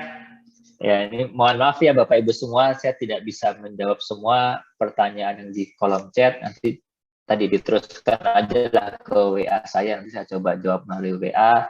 Atau ada yang masih resen ini juga mohon maaf Pak Ahmad Aries, karena waktunya sudah jam 3:30. Untuk penutup saja Bapak Ibu semua, menyusun dokumen pemilihan ini kan merupakan ranah kewenangannya Pokja ya. Jadi bagaimana menyusun yang tadinya hanya sekedar model dokumen pemilihan, ini kemudian dijadikan sebagai dokumen pemilihan, kan itu kan tugas teman-teman Pokja ini. Nah, dalam menyusun dari model menjadi dokumen pemilihan, tadi ada hal-hal yang harus kita perhatikan. Ya, kita tidak bisa hanya membaca modelnya saja nih, ya. Tapi tadi kita juga harus membaca pedomannya seperti apa. Ya, contoh Cak Mustafa tadi menemukan ada hal-hal yang berbeda, ya, atau di dalam MDP-nya sendiri ada hal-hal yang tidak sinkron tadi Pak sudah disampaikan. Karena itu kejadian, ya. Jadi Pokja ya memang harus dituntut untuk kaya membaca Bapak Ibu semua, ya, membaca MDP-nya dibaca, bahkan di MDP itu juga harus dibaca keseluruhan juga itu, ya, karena di ketentuan IKP 1 dengan IKP yang lainnya bisa jadi ada hal-hal yang oh kok nggak sama ya ternyata ya setelah kita lihat ya. Itu baru dari sisi MDP-nya. Nah, kita buka lagi dengan bandingkan dengan pedomannya. Bisa juga tadi ada hal-hal yang ternyata harus kita sesuaikan. Nah, teman-teman Pokja lah di sini dituntut kejeliannya, kecermatannya, selain untuk menetapkan LDP dan LDK, ya untuk memperbaiki, memodifikasi MDP-nya agar menjadi dokumen pemilihan yang jelas untuk semua. Ya, karena kan kita di sini mengundang penyedia jasa. Tadi kita sampaikan semangatnya kita bukan untuk menggugurkan penyedia jasa nih, tapi untuk memilih penyedia jasa. Ya, artinya agar penyedia jasa itu tidak gugur, ya kita harus berikan penjelasan yang seterang-terangnya. Ya, dokumen kita itu jangan ambigu.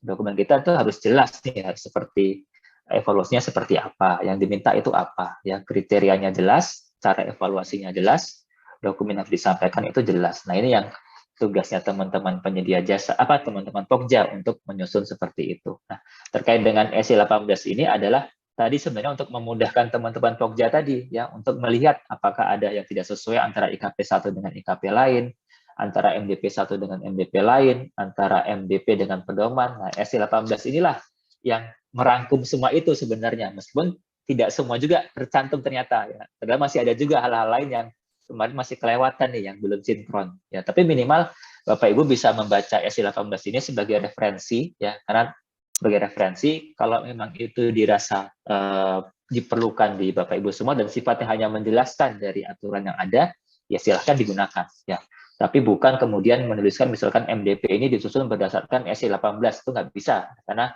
keberlakuan SI 18 hanya untuk PUPR saja, tapi isinya, substansinya itu yang Bapak Ibu bisa gunakan sehingga dokumen pemilihannya nantinya itu clear untuk semua ya, clear untuk teman-teman Pokja, clear juga untuk teman-teman penyedia jasa, jelas juga untuk teman-teman LSM, APH dan sebagainya ya, sehingga mudah-mudahan tidak ada permasalahan nanti di ujung hari. Itu saja mungkin Pak Suyadi, Bapak Ibu semua yang bisa kami sampaikan. Sekali lagi terima kasih banyak atas kesempatan yang sudah diberikan. Kami mohon maaf sebesar-besarnya tidak bisa menjawab semua pertanyaan diskusi yang disampaikan.